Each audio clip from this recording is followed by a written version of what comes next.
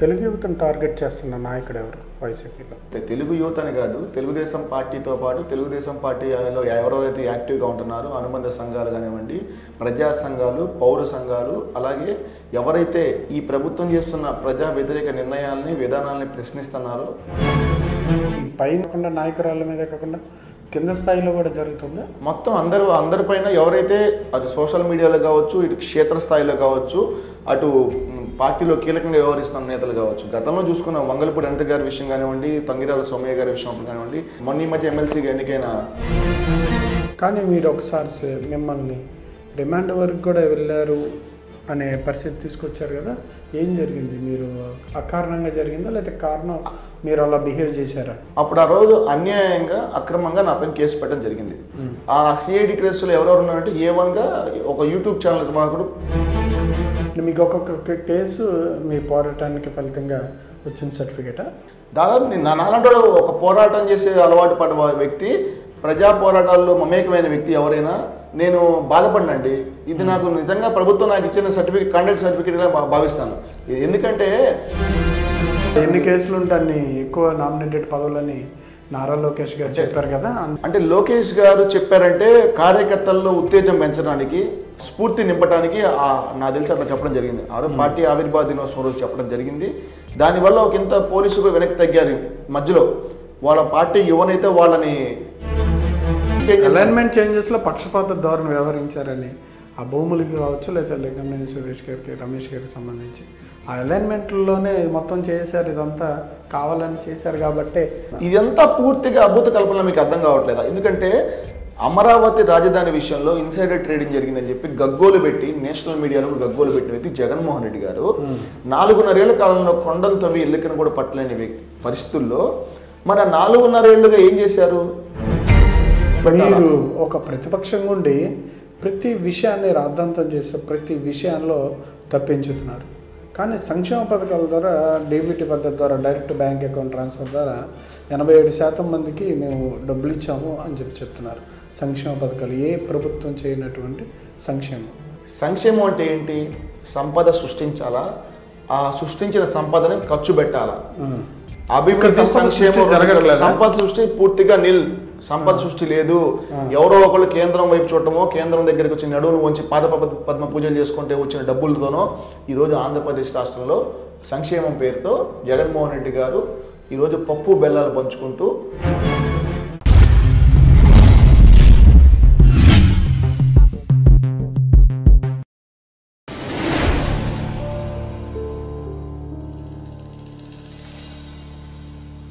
Welcome to ET digital media group.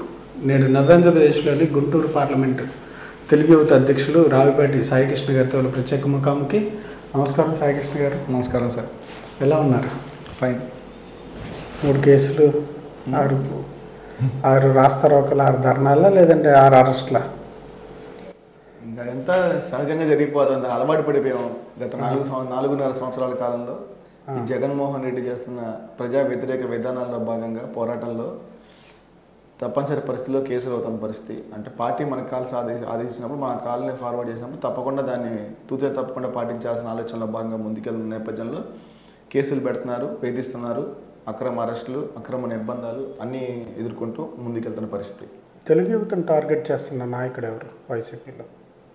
ఒకళ్ళనే ఉందండి. తెలుగు యువత అని కాదు, తెలుగుదేశం పార్టీతో పాటు తెలుగుదేశం పార్టీలో ఎవరెవరైతే యాక్టివ్గా ఉంటున్నారో అనుబంధ సంఘాలు కానివ్వండి, ప్రజా సంఘాలు, పౌర సంఘాలు, అలాగే ఎవరైతే ఈ ప్రభుత్వం చేస్తున్న ప్రజా వ్యతిరేక నిర్ణయాలని, విధానాలని ప్రశ్నిస్తున్నారో అందరినీ ఉక్కుపాదంతో వాళ్ళు నోర్లు కట్టేసే ఆలోచనలో భాగంగానివ్వండి, కేసులు పెట్టగానే కదలకుండా ఇబ్బందులు పెట్టగానివ్వండి, ఎన్నో చేస్తున్నారు. అందులో ప్రధానంగా మాకు వినపడుతున్న పేరు సజ్జల రామకృష్ణారెడ్డి. అంటే ముఖ్యమంత్రిగా జగన్మోహన్ రెడ్డి గారు ప్యాలెస్కే పరిమితమైన నేపథ్యంలో బయటికి రాకుండా డార్క్లో నడిపిస్తూ ఎవరైతే ప్రధాన సలహాదారులుగా ఉన్న సజ్జల రామకృష్ణారెడ్డి గారితో వ్యవహారం నడిపిస్తున్నారు. అందులో భాగంగానే మనం గత 4.5 సంవత్సరాల కాలంలో కూడా చేస్తున్న కార్యక్రమాలను కానీ, ఈ మధ్యకాలంలో చేస్తున్న చంద్రబాబు నాయుడు గారిపై జరుగుతున్న అకృత్యాలు, అన్యాయాలు, దాడులు, అలాగే కేసులు కానివ్వండి, ప్రతి దాంట్లో ప్రధాన పాత్ర సజ్జల రామకృష్ణారెడ్డి గారిది. సజ్జల కృష్ణారెడ్డి ఆయన నేపథ్యంలో జరుగుతూ ఉంటుంది. ఆయన ఆదేశాల ప్రకారమే ఈ వైసీపీలో ఉన్న నాయకులు కానివ్వండి, చోటామోటా నాయకులు మొత్తం ఈ కార్యక్రమాల్లో పెద్ద ఎత్తున విధ్వంసకాండ చేస్తూ అరాజకాలు సృష్టిస్తూ ఉన్నారు. వాళ్ళ అబ్బాయి వాళ్ళ అబ్బాయి వచ్చేసి ఎవరైతే సజ్జల భార్గవ రెడ్డి అంట వైసీపీ సోషల్ మీడియాలో ప్రచారం చేస్తూ సోషల్ మీడియా బాధ్యతలు అప్పచెప్పారు. గతంలో వేరే వ్యక్తి ఉండేవాళ్ళు, ఇప్పుడు సోషల్ మీడియా మొత్తం ఇతని చేతిలో పెట్టిన తర్వాత పెయిడ్ ఆర్టిస్ట్ని తీసుకొచ్చేసి ఎవరైతే గతంలో అమరావతి రైతులను హేళన చేశారో, ఏ మంత్రులు ఎమ్మెల్యేలు అయితే చేశారో, మరి ఈరోజు ఏం మాట్లాడతారో వాళ్ళకి అర్థం కావట్లేదు.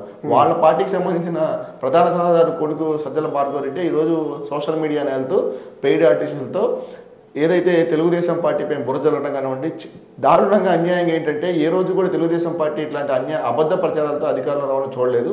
గతంలో వైసీపీ పార్టీ అధికారంలోకి వచ్చింది అబద్ధ ప్రచారాలతో అధికారంలోకి వచ్చినప్పటికీ ఇప్పుడున్న నేపథ్యంలో చివరికి ఆడవాళ్ళని వాళ్ళ యొక్క మానసికంగా వేధించే ఆలోచనలో భాగంగా తెలుగుదేశం పార్టీలో ఎవరైతే క్రియాశీలకంగా పనిచేస్తారో అటువంటి ఆడవాళ్ళు, పోలిట్ బ్యూరో సభ్యుల దగ్గర నుంచి కింది స్థాయిలో సోషల్ మీడియాలో గొంతు విప్పి మాట్లాడుతున్న కార్యకర్తల వరకు ప్రధానంగా ఆడవాళ్ళని హేళన చేస్తూ వాళ్ళకి అక్రమ సంబంధాలు అంటగడుతూ రకరకాల రీతిలో వాళ్ళని మానసిక వేదన గురి చేసి వాళ్ళ యొక్క సెల్ఫ్ కాన్ఫిడెన్స్ పోయే విధంగా ముందుకెళ్తున్నారండి. ఇది పైన నాయకురాళ్ళ మీదే కాకుండా కింద స్థాయిలో కూడా జరుగుతుందా? మొత్తం అందరిపైన ఎవరైతే అటు సోషల్ మీడియాలో కావచ్చు, ఇటు క్షేత్రస్థాయిలో కావచ్చు, అటు పార్టీలో కీలకంగా వ్యవహరిస్తున్న నేతలు కావచ్చు. గతంలో చూసుకున్న వంగలపూడి అనిత గారి విషయం కానివ్వండి, తంగిరాల సోమయ్య గారి విషయం కానివ్వండి, అలాగే మొన్న ఈ మధ్య ఎమ్మెల్సీగా ఎన్నికైన పంచమతి అనురాధ గారు వారి మీద కానివ్వండి, అలాగే కింది స్థాయిలో చూసుకున్నామంటే రంగనాయకమ్మ గారు 70 ఏళ్ల ముసలావిడి పైన గుంటూరుకు సంబంధించిన ఒక ఫేమస్ పర్సన్ అంట, గౌరవప్రదమైన జీవితాలు బతుకుంటూ ఉండే వ్యక్తులు వాళ్ళందరినీ పబ్లిక్లో వాళ్ళు ఏంటంటే ఈ ప్రభుత్వం చేస్తున్న ప్రజా వ్యతిరేక విధానాలపైన ప్రజలు మేలుకొల్పాలా, ఎవరు మాట్లాడకపోతే ఇంకా బానిసత్వానికి అలవాటు పడతామని చెప్పి కొంతమందిని బయటకు వచ్చి ఈ ప్రభుత్వం పైన ప్రశ్నిస్తున్న నేపథ్యంలో వాళ్ళపైన మొట్టమొదటి సిఐడి కేసు రంగనాయకమ్మ గారితో స్టార్ట్ అయిందండి. తర్వాత దాంట్లో మేము అతిథులం కాదు అందరిపైన పెట్టారు. మీరు గతంలో మనం కలిసినప్పుడు నేను తెలుగు యువత అధ్యక్షుడు అవ్వలేదు, ఇప్పుడు ప్రజెంట్ తెలుగు యువత అధ్యక్షుడిగా గుంటూరు పార్లమెంట్ జిల్లాలో పనిచేస్తున్నాను. ఈ నేపథ్యంలో ఎన్నో అరాచకాలకి, అకృత్యాలకి, అన్యాయాలకి ప్రత్యక్ష సాక్షిగా నిలిచిన వ్యక్తిని గుంటూరు జిల్లాలో నేను. అంటే అయినా సరే మీరు వెనక్కి తగ్గట్లేదు? వెనక్కి తగ్గలేదంటే అండి, ఇప్పుడు మనం గతంలో చూసాం అమరావతి రాజధాని పరిరక్షణ యోజన చేసి కన్వీనర్గా పనిచేసినప్పుడు కానివ్వండి, గతంలో కానివ్వండి ఎన్నో పదవుల్లో నేను చేయడం జరిగింది. ఏ పదవిలో ఉన్నా కూడా ఆ పదవికి వన్నె తెచ్చే విధంగా పనిచేస్తానండి నేను. ఎందుకంటే నా డ్రీమ్ అనేది, నేను ఆ జీల్ అనేది ఉంది. పార్టీ కోసం పనిచేస్తున్న నేపథ్యంలో పార్టీ ఎలివేట్ అవ్వాలి, పార్టీకి మనం ఉపయోగపడాలా, ఆ నేపథ్యంలో మనం కూడా ఎలివేట్ అవ్వాలి. ఈ రెండు నేను ఫాలో అవుతాను. ఎందుకంటే మనం కష్టపడి పనిచేస్తున్నప్పుడు దానికి సాధకత ఉండాలి.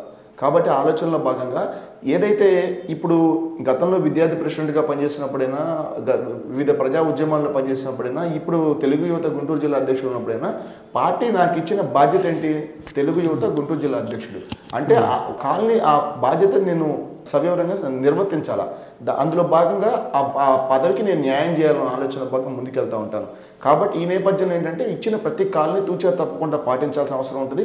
ఇందులో అక్రమ నిర్బంధాలు, హౌస్ అరెస్టులు జరుగుతూ ఉంటాయి. జరుగుతున్నప్పటికీ నేనైతే మాత్రం నేను చాలా అవమానంగా ఫీల్ అవుతాను. హౌస్ అరెస్ట్ అయ్యానంటే నేను చాలా అవమానంగా ఫీల్ అవుతాను. హౌస్ అరెస్ట్ అయితేనా? ఎందుకు గతంలో చాలా జరిగినాయి. నా పైన కూడా ఇంటికి వచ్చి నిర్బంధించా చూశారు. అప్పుడు గతంలో కూడా వైరల్ అయింది. ఇంట్లో వాళ్ళని ఇబ్బంది పెట్టాలనే నేపథ్యంలో నేను ఎదురు తిరిగాను. అప్పుడు స్టేట్ మొత్తం చూశారు. అప్పుడు ఆ తర్వాత నుంచి ఈ రోజు కూడా నేను హౌస్ అరెస్ట్ అనేది అవ్వలేదండి. జరిగి 2 సంవత్సరాలు అవుతుంది. ఈ 2 సంవత్సరాల కాలంలో నన్ను హౌస్ అరెస్ట్ చేద్దామని ట్రై చేసినప్పటికీ నేను ఎక్కడ దొరకలేదు.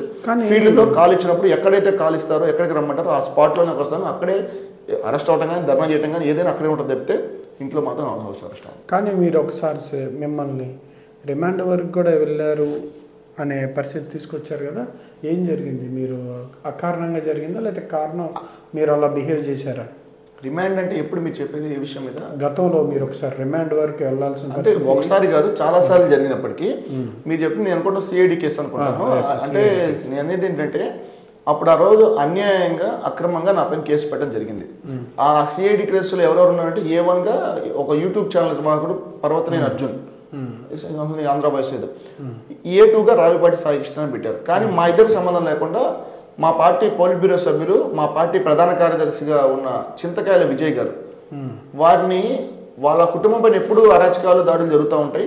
అందులో భాగంగా మానసికంగా వేధించాలని చెప్పి ఈ కేసులో సంబంధం లేని వ్యక్తిని ఆ కేసులో ఉన్నట్టు వాళ్ళ ఇంటి మేకెళ్ళి దాడులు చేయడం జరిగింది అప్పుడు సిఐడి వాళ్ళు. ఆ నేపథ్యంలో నేను ఎక్స్పెక్ట్ చేయాలి. నేను కూడా ఆ రోజు తనకు సపోర్ట్గా సోషల్ మీడియాలో పోస్టులు పెట్టినప్పటికీ ఆ రెండో రోజు నేను ఒక ఛానల్లో చూసుకుంటే ఈ గుంటూరు చెందిన రావిపాటి సాయి కృష్ణ A2గా ఉన్నాడు. నేను కంగు తిన్నాను. నేను నా పేరు ఎందుకు పెట్టారు? నేను ఎవరి మీద మరి పోస్టులు పెట్టలేదు, అసభ్యకరంగా మాట్లాడింది లేదు. నేను ఒకటేనండి, నేను ఈ రోజు కూడా గత 15 సంవత్సరాల నా రాజకీయ ప్రజా జీవితంలో పాలసీస్ మీద మాట్లాడుతూ ఉంటాను, ప్రభుత్వం చేస్తున్న ప్రజా వ్యతిరేక విధానం ఏం మాట్లాడతాను, అన్యాయాలపైన ప్రశ్నిస్తాను తప్పితే వ్యక్తిగతంగా ఎవరిని దూషించను. ఆ కేసు ఏమని పెట్టారు? ముఖ్యమంత్రి భార్య గారైన భారతీ రెడ్డి గారి పైన నేను అసభ్యకరంగా Bharati PhonePe liquor money accepted here పేరుతో ఒక పోస్ట్ క్రియేట్ చేశాను. అప్పుడు సోషల్ మీడియాలో వైరల్ అయింది ఒక QR కోడ్ ఒకటి. అది నేను కూడా పెట్టాను, బాధ్యత నేను పెట్టినట్టు పెట్టారు. కానీ వాస్తవానికి నేను ఏ రోజు అటువంటి పోస్టులు నేను పెట్టలేదండి. నేనేం దాన్ని తెలుసుకుందాం అని చెప్పి ఎప్పుడైతే నన్ను విచారణ పిలిచారో, ఆ విచారణ పిలవడం మధ్యలో చాలా సినిమా జరిగింది. కోర్టు సెలవులు రావటం, నాకు నోటీసులు ఇవ్వకపోవటం, అటు మా పార్టీ ప్రధాన కార్యదర్శి చింతకాయల విజయ్ గారికి నోటీసులు ఇచ్చారు. ఎవరైతే ఆంధ్ర వాయిస్ అతను ఛానల్ అతను ఖమ్మంలో ఉన్నాడో అతనికి ఇచ్చారు ఇంటికి వెళ్ళి నోటీసులు. నాకు నోటీసులు ఇవ్వకుండా తాత్సారం చేస్తున్నారు, ఏదో కుట్ర జరుగుతుంది నా మీద అని చెప్పి నేనే హైకోర్టును ఆశ్రయించి గౌరవ కోర్టు ద్వారా అర్నేష్ కుమార్ వర్సెస్ బీహార్ కోర్టు ఏదైతే ఉందో ఆ తీర్పు ప్రకారం రావిపాటి సాయికృష్ణకి ఎందుకు నోటీసులు ఇవ్వలేదు, నోటీసులు ఇవ్వండి, లాయర్ సమక్షంలో విచారణ చేయండి అని చెప్పి నాకు గౌరవ హైకోర్టు ఆదేశాలు ఇచ్చిన నేపథ్యంలో తప్పనిసరి పరిస్థితుల్లో సిఐడి అధికారులు DGP ఆఫీస్కి పిలిపించుకొని నోటీసులు ఇచ్చిన పరిస్థితి. అప్పుడు కూడా నేను చూశాను, ఎందుకంటే నా పైన కేసు పెట్టారు, నేనేం చేశాను నాకు ఒకసారి చూపించానంటే, నువ్వు ఈ పోస్ట్ పెట్టావని ఓపెన్ చేసి చూపించారు. ఇది పద్దాకలు అందరు చూపించాను, ఒకసారి చూసుకోవద్దాం అని అన్నారు. దాంట్లో ఏంటంటే రావిపాటి సాయికృష్ణ అని చెప్పి నా ప్రొఫైల్ పిక్ నా పేరు ఉంది, కింద పోస్ట్ పెట్టినట్టుంది. ఏది భారతీయ ఫోన్పే పోస్ట్ నేను పెట్టినట్టుంది, ఏది నా ఫేస్బుక్లో ఉంది, ట్విట్టర్లో ఉంది. మీ అకౌంట్ నా అకౌంట్, కానీ దాంట్లో ఏంటి నేనైతే పెట్టలేదు. వాళ్ళంటే వాళ్ళు ఎడిట్ చేసేసి పోస్ట్ పెట్టారు. ఆ కేసు పెట్టింది కూడా ఎవరంటే పోలీసులు కూడా కాదండి, గుంటూరుకు సంబంధించిన ఒక ఇద్దరు వైకాపాకు సంబంధించిన యువజన నాయకులు. వాళ్ళిద్దరిలో నాకు ఒకరు తెలిసిన వాళ్ళే ఉన్నారు. నేను ఫోన్ చేస్తే ఫోన్ ఇచ్చేలా వాళ్ళు ఇంకో అతనికి ఫోన్ చేశాను, పేరు చెప్పను. ఇంకో అతను ఎందుకు నా పైన పోస్ట్ పెట్టారు, నేనైతే పెట్టలేదు కదా పోస్ట్, నా పైన కేసు ఎందుకు పెట్టారంటే, ఈరోజు పార్టీలు యాక్టివ్గా నన్ను పెడుతున్నారు, నీకు తెలియదు ఏముంది, నువ్వు యాక్టివ్గా నీ పైన పెట్టింటారు, ఈ నిలబడే కేసులు కాదులే అని చెప్పి చాలా సిల్లిగా కొట్టేసి పరిస్థితి, మాట్లాడిన పరిస్థితి. సరే, నిజంగా పోస్ట్ పెట్టారా? నేను పెట్టలేదండి. మరి మీ అకౌంట్ నుంచి ఎలా వచ్చింది? అక్కడ ఇప్పుడు నేను అదే చెప్పాను. తర్వాత నన్ను 3 days విచారణ పిలిచారు. 2 days ఏమో అక్కడ DGP ఆఫీస్ మంగళగిరి పిలిచారు. చాలా సిల్లీ క్వశ్చన్స్ అడిగి మన లోకేష్ గారు చెప్తున్నారు ఎంత కామెడీగా మాట్లాడతారనేది. లోపల టైం కిల్ చేసే ఆలోచనలో భాగంగా గుంటూరుకు పిలిచారు. ఫైనల్ రోజు పిలిచినప్పుడు నేను అడిగాను, సార్ నేను పోస్ట్ పెట్టలేదు, నా పైన పెట్టారు, నీ ఫోన్ తీసుకురండి చెక్ చేస్తున్నారు. నా ఫోన్ తీసుకెళ్లారు. నా ఫేస్బుక్, వాట్సాప్, ఇన్స్టా, అట్లాగే ట్విట్టర్ మొత్తం చెక్ చేశారు. ఒక టెక్నీషియన్ పిలిచారు. అతనే చెప్పాడు నా కళ్ళ ముందే, సార్ ఇతను ట్విట్టర్ హ్యాండిల్ 6 నెలలుగా యాక్టివ్గా లేదండి, యాక్సెస్ అవ్వలేదండి ఎక్కడ అన్నారు. సార్ అతను అంటున్నాడు ట్విట్టర్ హ్యాండిల్ 6 నెలలుగా యాక్సెస్ అవ్వలేదు అంటున్నారు. నా పైన కేసు పెట్టి మీరు ఒక 15 days అవుతుంది. ఈ 15 days కాలంలో ఎట్లా నేను ఓపెన్ చేస్తాను అంటే, ఇక్కడ నా మీద అక్రమంగా నా కేసు పెట్టారు, మీకు అర్థం కావట్లేదా అంటే నా IO గారిని అడిగాను. అతను కూడా మాట్లాడలేని పరిస్థితి. ఎందుకంటే ఇక్కడ అర్థమైపోతా ఉంది దొంగ కేసు, తప్పుడు కేసు అని చెప్పి. అంటే ఏం లేదండి, నేను ప్రజా సమస్యలపైన పోరాడుతూ ఉన్నాను. ఎవరు CID ఆఫీసులో ఎవరిని తీసుకొచ్చి ఇబ్బందులు పెడతానో వాళ్ళకి అండగా నిలబడతాను. గుంటూరులో అర్ధరైతులైనా అపరైతులైనా రావిపాటి సాయికృష్ణ ఫోన్ ఆగదు. ఎప్పుడు ఫోన్ చేసినా, పార్టీ ఆదేశించినా, ఎవరైనా బాధితులు ఫోన్ చేసినా ఇమీడియట్గా వెళ్ళి స్పాట్లో లైవ్లో ఉంటాను నేను. కాబట్టి వాళ్ళ ఆ ఈర్ష్య అసూయభావాలతో వీడిని కట్టడి చేయాలన్న ఆలోచనలో భాగంగా నా పైన ఈ అక్రమ కేసు పెట్టడం జరిగింది. అప్పుడు కూడా నేను బాధపడలా. అప్పుడు దసరా పండుగ జరిగింది. నేను ఒకటే చెప్పాను ప్రభుత్వానికి కూడా, మీడియా ద్వారా, ఈ ప్రభుత్వం నా పైన కేసు, ఆ పెట్టింగ్ కేసు కూడా 5-6 కేసులు పెట్టారండి. చీటింగ్ కేసు అంట, కుట్ర కేసు అంట, IT యాక్ట్ అంట, ఏదైతే ప్రభుత్వం మీద రాజద్రోహం కేసు, రకరకాల కేసులు పెట్టారండి. అయితే నేను ఒకటే చెప్పాను, ఈ కేసులు పెట్టినంత మాత్రం నేను తలదించుకోను. ఈ కేసులు పెట్టడం వల్ల నా మానసిక స్థైర్యం దెబ్బతిద్దాం అనుకుంటారో, లేకపోతే నా మానసికంగా ఇబ్బంది పెడదాం అనుకుంటారు తప్పితే నేనైతే మాత్రం దృఢంగా ఉంటాను, న్యాయ పోరాటం చేస్తాను. నా పైన అక్రమ కేసు పెట్టారు. ఈ FIR ఏదైతే ఉందో ఆ FIRని నేను నా FIRగా భావించి తలదించుకోవట్లేదు జగన్మోహన్ రెడ్డి గారు. ఈ FIR నేను దసరా పండుగ సందర్భంగా నా పనితీరుని గుర్తించి ప్రభుత్వ పురస్కారంలో భాగంగా నాకు ఇచ్చిన ప్రశంసా పత్రంగా నేను భావిస్తాను తప్పితే దీన్ని FIRగా భావించడం కూడా నేను ఆ రోజు మీడియా ద్వారా ప్రభుత్వానికి తెలియజేయడం జరిగింది. మీకు ఒక్కొక్క కేసు మీ పోరాటానికి ఫలితంగా వచ్చిన సర్టిఫికేటా? దాదాపు నాలాంటి ఒక పోరాటం చేసే అలవాటు పడ్డ వ్యక్తి, ప్రజా పోరాటాల్లో మమేకమైన వ్యక్తి ఎవరైనా నేను బాధపడినండి. ఇది నాకు నిజంగా ప్రభుత్వం నాకు ఇచ్చిన సర్టిఫికేట్, కండక్ట్ సర్టిఫికేట్గా భావిస్తాను. ఎందుకంటే జగన్మోహన్ రెడ్డి పైన 38 కేసులు ఉన్నాయి సార్. ఈ రోజు కూడా 3000కు పైగా వాయిదాలు ఆప్షన్ పిటిషన్లు చేసిన వ్యక్తి జగన్మోహన్ రెడ్డి. ఈ రోజు అతను కోర్టు మెట్లు ఎక్కడానికి గౌరవప్రద జీవితాలు బతుకుతున్న అమరావతి రైతులు కానివ్వండి, పెద్ద పెద్ద ప్రముఖులు కానివ్వండి, ప్రభుత్వాన్ని ప్రశ్నించే వాళ్ళు, ప్రజా సంఘాలు, పౌర సంఘాలు కోర్టు మెట్లు ఎక్కించాలనే ఆలోచనలో భాగంగా ఇప్పటికీ 60,000 కేసులు పెట్టడం జరిగింది. నేను అనుకోవటం వీళ్ళు వాళ్ళు ఎప్పుడూ దోషులుగా ముద్దాయిలు ఎవరు జగన్మోహన్ రెడ్డి గారు. మీరు ఆర్థిక ఉగ్రవాదిగా ఆర్థిక నేరాల కేసులు, రకరకాల ఈడీ కేసుల్లో, సిట్ కేసులు, సిబిఐ కేసుల్లో మీరు ముద్దాయిగా ఉన్నారు. వీళ్ళందరూ నువ్వు చేస్తున్న ప్రజా వ్యతిరేక విధానాలపైన పోరాటం చేసి జైలుకి వెళ్తున్నారు, కోర్టు మెట్లు ఎక్కుతున్నారు. బోత్ ఆర్ నాట్ సేమ్ అండి. ఎందుకంటే వాళ్ళు ప్రజా ఉద్యమాల్లో భాగంగా ఉద్యమకారుల కింద వస్తారు, ఇతను ముద్దాయి కింద వస్తాడు. రెండింటికి చాలా తేడా ఉన్న విషయం ఇప్పటికీ గ్రహించలేకపోతున్నారు జగన్మోహన్ రెడ్డి గారు. ఈ రోజు కూడా చంద్రబాబు నాయుడు గారు బాబుతో నేను అనే ఉద్యమం స్టార్ట్ అయిన ఈ రోజుకి నా పైన అక్రమంగా 6 కేసులు పెట్టడం జరిగింది. ఈ కొత్తగా బాబుతో నేను అనే కార్యక్రమం మేమేం బాధపడడం భయపడం. ఎందుకంటే మా నాయకుడి కోసం మేము చేసామని ఇంకా సంతోషపడుతూ ఉంటాం. అంతే తప్పితే దీంట్లో ఎటువంటి అవమానపడాల్సిన అవసరం. మీరు కూడా ఎన్ని కేసులు ఉంటే అన్ని ఎక్కువ నామినేటెడ్ పదవులని నారా లోకేష్ గారు చెప్పారు కదా, అందుకని ఇవన్నీనా? అంటే లోకేష్ గారు చెప్పారంటే కార్యకర్తల్లో ఉత్తేజం పెంచడానికి, స్ఫూర్తి నింపడానికి నాకు తెలిసి అట్లా చెప్పడం జరిగింది. పార్టీ ఆవిర్భావ దినోత్సవం రోజు చెప్పడం జరిగింది. దానివల్ల ఒక ఇంత పోలీసులు వెనక్కి తగ్గారు.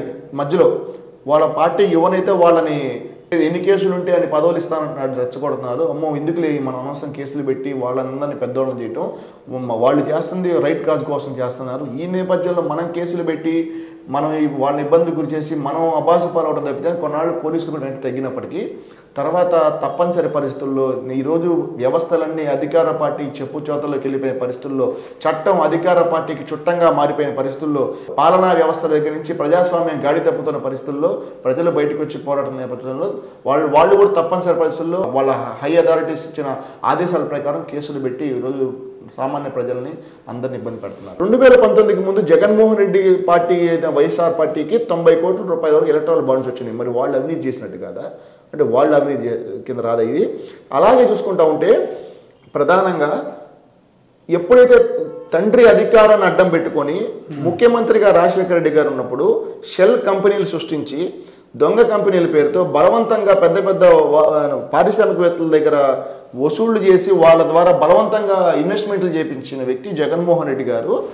ఆ యొక్క ఏదైతే అప్పుడు అధికారంలో ఉన్నప్పుడు స్కామ్ని స్కీముగా మార్చారండి.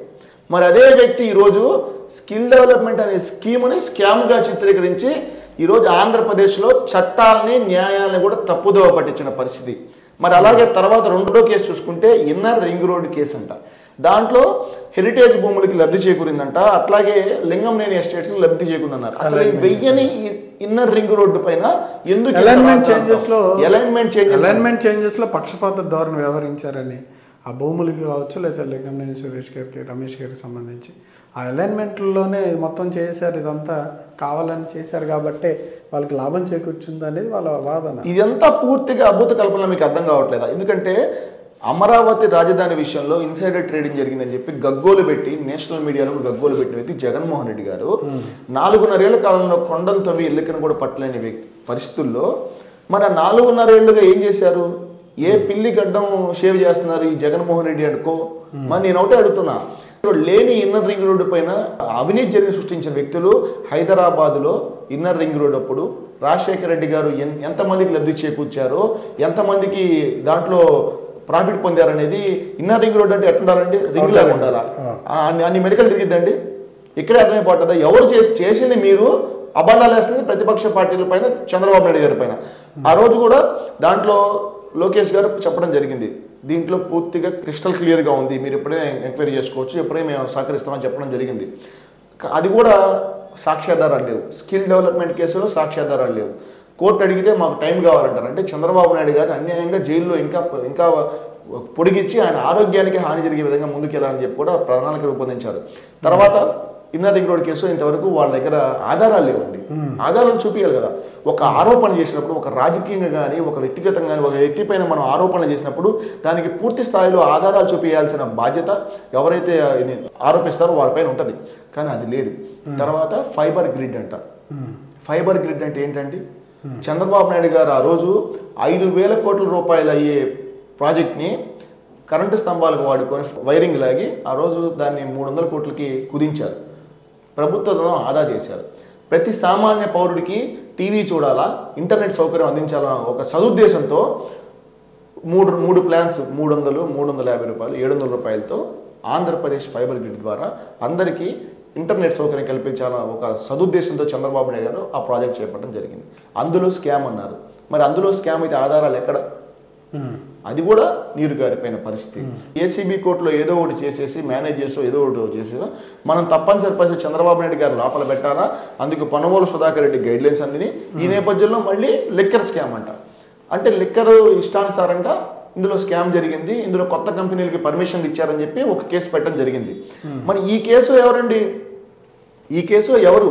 చంద్రబాబు నాయుడు గారి పైన పెట్టారు. ఎక్సైజ్ శాఖ మంత్రిగా ఉన్న కొల్లు రవీంద్ర గారి పైన పెట్టారు. చీఫ్ సెక్రటరీగా ప్రభుత్వ సలహాదారు ఉన్న అజయ్ కలాం రెడ్డి గారిని పెట్టరు. ఎందుకంటే అతను జగన్మోహన్ రెడ్డి గారి కులస్తుడు కాబట్టి పెట్టలేదు. అదే వ్యక్తి ఈరోజు చీఫ్ సెక్రటరీగా ప్రభుత్వంలో కీలక బాధ్యతలో వ్యవహరిస్తా ఉన్నాడుగా అజయ్ కలాం రెడ్డి గారు. దాంట్లో కూడా పాలసీస్ తీసుకున్న వాళ్ళపై పెట్టడం ఏంటండి? అమలు చేసిన అధికారులు ఉండాలి అందులో. ఇందులో ఎవరైతే ఆ 21 మంది 16 మంది 21 మంది ఐఏఎస్ అధికారులు ఉన్నారు వాళ్ళను కూడా భాగస్వాములు చేయాల్సిన బాధ్యత ఈ న్యాయస్థానాలపై ఉంటుంది. ఎందుకంటే చట్టం ప్రతిదాన్ని సూక్ష్మంగా పరిశీలిస్తున్న నేపథ్యంలో న్యాయం తప్పకుండా ప్రతి ఒక్కరిని విచారించాలా, ప్రతి ఒక్కరి పైన నోటీసులు అందించాలా. అప్పుడు పిఏగా ఉన్నటువంటి శ్రీనివాస్ గారు అమెరికా వెళ్ళిపోవడం ఇవన్నీ కూడా అమెరికా వెళ్ళిపోవడం అంటే తను గవర్నమెంట్ ఎంప్లాయీ అండి. ఇప్పుడు ఒక ఎమ్మెల్యేకి కానీ ఎంపీకి కానీ మంత్రికి కానీ ముఖ్యమంత్రికి కానీ ఒక ప్రభుత్వ శాఖలో ఉండే వ్యక్తుల్ని డెప్యుటేషన్ మీద తీసుకుంటారు. ఆ ఓడిపోయినామంటే వాళ్ళు డెప్యుటేషన్ అయిపోయినామంటే వాళ్ళ శాఖ వెళ్ళిపోతారు. కానీ ఈరోజు మనం చూసుకుంటా ఉంటే ప్రధానంగా ఇందా లిక్కర్ గురించి మాట్లాడారు, లిక్కర్ స్కామ్ అన్నారు. ఏమంటే 2019 తర్వాత 19 ఎలక్షన్కి ముందు ఊరూరా పాదయాత్ర తిరిగిన జగన్మోహన్ రెడ్డి గారు ఆ రోజు మద్యం ఎవరన్నా అమ్మినా, మద్యం విక్రయించినా, మద్యం తయారు చేసినా పీడీ యాక్ట్లు పెడతాం, రాష్ట్ర బహిష్కరణ చేస్తాం, సంపూర్ణ మద్యపాన నిషేధం నా ప్రధాన ఎజెండా నవరత్నాల్లో ఉందని చెప్పిన జగన్మోహన్ రెడ్డి గారు అధికారంలోకి వచ్చిన తర్వాత ఎవరండి సొంత మద్యం వ్యాపారం చేసి కొత్త బ్రాండ్లు తెచ్చింది? చిన్న పిల్లలని చెప్తారు. ఈ రోజు చూసుకుంటా ఉంటే ఆ బ్రాండ్లన్నిటికీ చంద్రబాబు నాయుడు హయాంలోనే అనుమతులు ఇచ్చారని చెప్తున్నారు వాళ్ళు. అసెంబ్లీలో కూడా దీని గురించి చర్చ కూడా చేశారు. అసెంబ్లీలో చర్చ చేసింది ఏంటండి? ఈ ప్రెసిడెంట్ మెడలు, స్పెషల్ స్టేటస్లు, ఈ కొత్త బ్రాండ్లు చంద్రబాబు నాయుడు గారు ఇచ్చారంటారు. మరి దాని శ్వేతపత్రం రిలీజ్ చేయాలిగా ఈ ముఖ్యమంత్రి గారు. ఇందులో ఎవరు తెచ్చారనేది ఈ రోజు మద్యం షాపుల్లో, మటన్ కొట్టే షాపులో కూడా ఫోన్ పేలు కనపడుతున్న నేపథ్యంలో ఒక ప్రభుత్వ లిక్కర్ షాపులు కానీ ఆంధ్రప్రదేశ్లో ఉన్న వైన్ మార్టులు, లిక్కర్ మార్టుల్లో ఎక్కడన్నా మద్యం సంబంధించిన ఫోన్పే కానీ గూగుల్ పే ఉన్నాయా? మరి ఆ లెక్కలను ఎటుపోతున్నాయి? ఆ లెక్కపత్రం లేకుండా అమ్ముతున్న ఎరులై పారుతున్న ఈ చీప్ లిక్కర్ మద్యం ఎటుపోతా ఉంది. ఈరోజు చూసుకుంటా ఉంటే గతంలో మీరు చూస్తూ ఉంటారు, ఆంధ్రప్రదేశ్లో వచ్చారు, మీరు ఒకసారి వెళ్ళేటప్పుడు ఎంక్వైరీ చేయండి. హైదరాబాద్లో బ్రాండ్ ఇక్కడ దొరుకుతాయా? అసలు బీర్లు దొరుకుతాయా? ఇది బూమ్ బూమ్ అంట రకరకాల కొత్త బ్రాండ్లు ఎప్పుడు చూడాలి. ఆ బాడీ రోడ్ల మీద వెళ్తుంటే పక్కన కనపడుతూ ఉంటాయి. ఈ వైకాపా ప్రభుత్వంలో నడి రోడ్డు మీద లిక్కర్ మద్యం సేవిస్తున్నా పట్టించుకోరు. ఎందుకంటే ఇది అధికారికంగా ప్రభుత్వానికి ఆదాయం వచ్చే మార్గం కాబట్టి పోలీసులు కూడా చూసి వెళ్తున్న పరిస్థితి చూస్తూ ఉన్నాం. ఈరోజు ఆంధ్రప్రదేశ్ రాష్ట్రంలో 2019 తర్వాత ఈ రోజుకి ఎన్ని లక్షల కోట్ల మద్యం వ్యాపారం జరిగింది. చివరికి కోవిడ్ టైంలో కూడా ప్రజారోగ్యాన్ని పక్కన పెట్టి మాలాంటి యువత విద్యార్థులకు విద్యాబుద్ధులు నేర్పాల్సిన ఉపాధ్యాయులు కూడా కర్రలిచ్చి వైన్ షాపుల దగ్గర కాపలాగా ఇచ్చి మరీ అమ్మించిన జగన్మోహన్ రెడ్డి గారి పైన చర్యలు తీసుకోరా? మరి కోర్టు కానివ్వండి, అలాగే ఇటువంటి వ్యవస్థలుగా సిఐడి కానివ్వండి, ఎవరి హయాంలో జరిగిందనేది క్రిస్టల్ క్లియర్గా అర్థమైపోతూ ఉంది. ఈరోజు ఎంతమంది మహిళల మాంగళ్యాలు తెంపిన వ్యక్తి ప్రభుత్వంలో ఉన్న పెద్దలు కాదా? మరి ఈరోజు ఒక కూలి పని చేసుకునే వ్యక్తి, ఒక సగటు పౌరుడు, రెక్కాడితే కానీ డొక్కాడిన పరిస్థితిలో ఉన్న వ్యక్తులు సాయంత్రానికి ఒక క్వార్టర్ మద్యం వేస్తే తాగేసి తెల్లారి పొద్దున్నే వాళ్ళ పనికి వెళ్లాల్సిన పరిస్థితి, లేకపోతే వాళ్ళు ఎగవలేరు. అటువంటి వ్యక్తుల ప్రాణాలతో హరించే విధంగా ఆడుకుంటూ ఉన్నారు. ఈరోజు మద్యం విషయంలో చీప్ లిక్కర్ తాగుతూ ఎంతమంది ప్రాణాలకు కోల్పోయారండి? స్పిరిట్ కలుపుతున్నారంటండి దారుణంగా. ఈరోజు ఆ కల్తీ మద్యం తాగటం వల్ల ఎంతమంది పిల్లలు అనాథలు అయిపోయారు, ఎంతమంది మహిళలు మంగళ్యాలు తెంపేశారు. కల్తీ మద్యమేనా? పూర్తిగా ఆంధ్రప్రదేశ్లో ఒకటే జరుగుతూ ఉందండి. మద్యం మత్తులో తూగుతూ ఉన్నారు. ప్రజలు ఎవరు మాట్లాడకుండా ప్రశ్నించే గొంతులు నొక్కేసే విధంగా ఒకవైపు కేసులు పెట్టడం, మనకెందుకు లేని వాళ్ళు కొంతమంది మద్యం తాగుతూ మత్తులో జోగుతున్న కొంతమంది. ఈరోజు యువత తలుచుకుంటే ఏమేం చేయగలరు? అటువంటి యువత నిర్వీర్యం చేశారు. ఉద్యోగాలు ఇస్తా, ఉపాధి కల్పిస్తాను వ్యక్తులు ఈరోజు గంజాయికి, డ్రగ్స్కి, ఇలా చీప్ లిక్కర్కి అలవాటు చేసేసి ఆంధ్రప్రదేశ్లో సగటు పౌరుడికి భద్రత లేని పరిస్థితి కల్పించిన వ్యక్తులు ఈ ప్రభుత్వ పెద్దలు. ఇంకో విషయం చెప్తాను, చిన్న ఒక మాట. లిక్కర్ విషయం అయిపోయింది, ఇప్పుడు మళ్ళీ కొత్తగా ఇసుకలో స్కామ్ జరిగిందంట.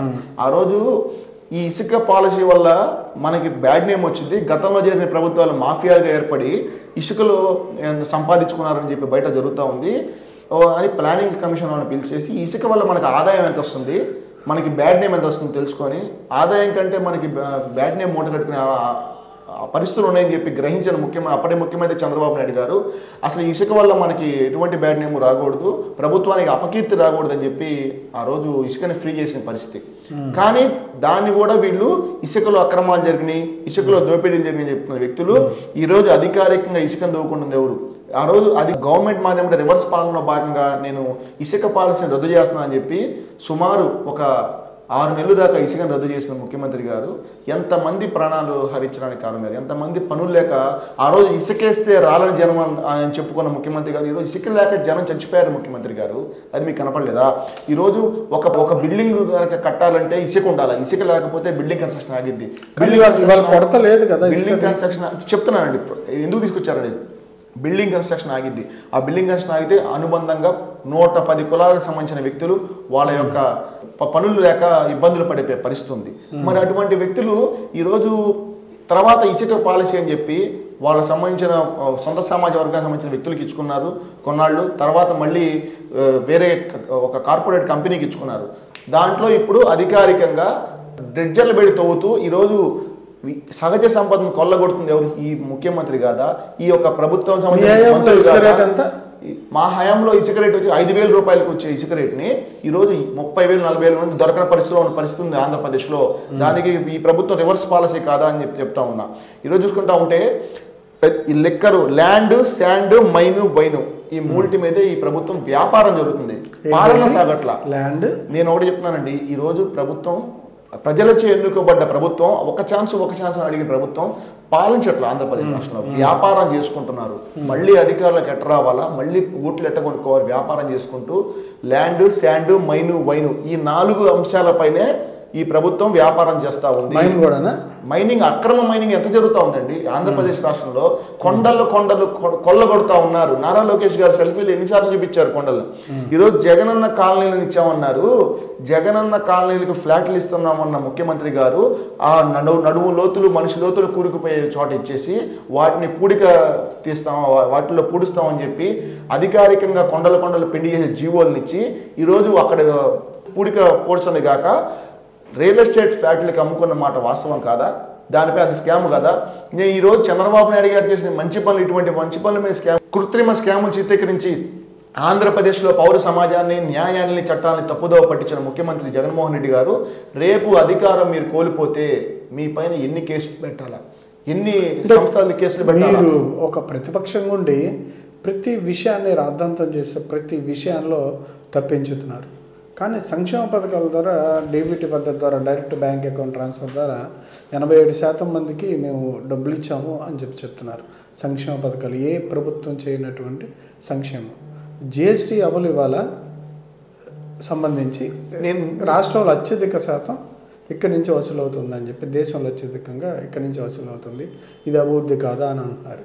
డెవలప్మెంట్కి సంబంధించి సచివాలయాలు, గ్రామాల్లో సచివాలయాలు, జగనన్న సురక్ష కార్యక్రమాలు ఇవన్నీ అభివృద్ధి కాదా? అట్లాగే మెడికల్ కాలేజీలు, వీటన్నిటి గురించి కూడా వాళ్ళు చెప్తా ఉన్నారు. ఇవన్నీ మీకు కనిపించట్లేదా సాయికృష్ణ? నేను ఒకటే చెప్తున్నానండి, ఈరోజు సంక్షేమ పథకాలు చేయాలా, తప్పు లేదు, చేయాలా. గతంలో చంద్రబాబు నాయుడు గారు ఎన్నో సంక్షేమ పథకాలు చేశారు, ఎస్సీ ఎస్టీ బీసీ మైనార్టీల కోసం ఎన్నో చేశారు. విదేశీ విద్య కానివ్వండి, అంబేద్కర్ ఓవర్సీస్ కానివ్వండి, అట్లాగే బీసీలకి బీసీ కార్పొరేషన్ లోన్ కానివ్వండి, ఎస్సీ ఎస్టీ కార్పొరేషన్ లోన్ ఎన్నో సంక్షేమ పథకాలు చేశారు. ఎంతో మంది ఫీజు రీయింబర్స్మెంట్ విషయం కానివ్వండి ముందుకెళ్ళారు. కానీ సంక్షేమం అంటే ఏంటి? సంపద సృష్టించాలా, ఆ సృష్టించిన సంపదని ఖర్చు పెట్టాలా. అభివృద్ధి సంక్షేమం సంపద సృష్టి పూర్తిగా సంపద సృష్టి లేదు. ఎవరో ఒకళ్ళు కేంద్రం వైపు చూడటమో, కేంద్రం దగ్గరికి వచ్చి నడువును వంచి పద్మ పూజలు చేసుకుంటే వచ్చిన డబ్బులతోనో ఈరోజు ఆంధ్రప్రదేశ్ రాష్ట్రంలో సంక్షేమం పేరుతో జగన్మోహన్ రెడ్డి గారు ఈరోజు పప్పు బెల్లాలు పంచుకుంటూ ప్రజలు మాట్లాడకుండా ఇందా చెప్పడం జరిగింది, వ్యాపారం చేసుకుంటూ ఈ వ్యాపారానికి ఎవరు అడ్డు రాకూడదంటే ప్రజలు నోర్లు మూపించాలా. అందుకేంటంటే మద్యం మత్తు కానివ్వండి, సంక్షేమ పథకాల పేరుతో బిస్కెట్లు వేసినట్టు వేసేసి ముందు జేబులో Yes. మీరు కూడా ఇచ్చిన చంద్రబాబు నాయుడు గారు ఇచ్చారు, కానీ సంపద సృష్టించి ఖర్చు పెట్టారు. మరి చంద్రబాబు నాయుడు గారు ప్రజలకు బిస్కెట్లు వేస్తున్నారంటే ఈ రోజు వీళ్ళు చేస్తుంది ప్రజల్ని పూర్తిగా తప్పుదోవ పట్టించి ముందు జేబులో 10 రూపాయలు పెట్టి వెనక జేబులో తెలియకుండా 100 రూపాయలు గాజేస్తున్న వ్యక్తి జగన్మోహన్ రెడ్డి గారు. ఇప్పుడు చెప్పండి, ఆటో వాళ్ళకి 10,000 రూపాయలు ఇస్తున్నారు ప్రభుత్వం.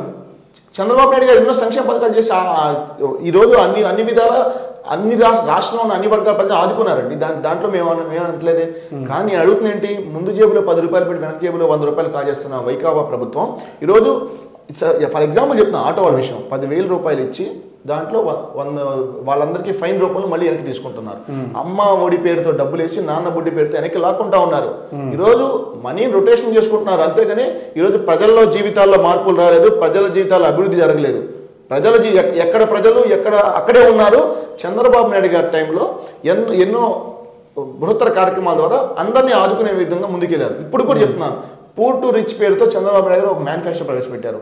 అంటే ప్రజల్ని ఉన్నతమైన వ్యక్తులుగా తీర్చిదిద్దాలా, అందులో రకరకాల ప్రణాళికలు చెప్పడం జరిగింది.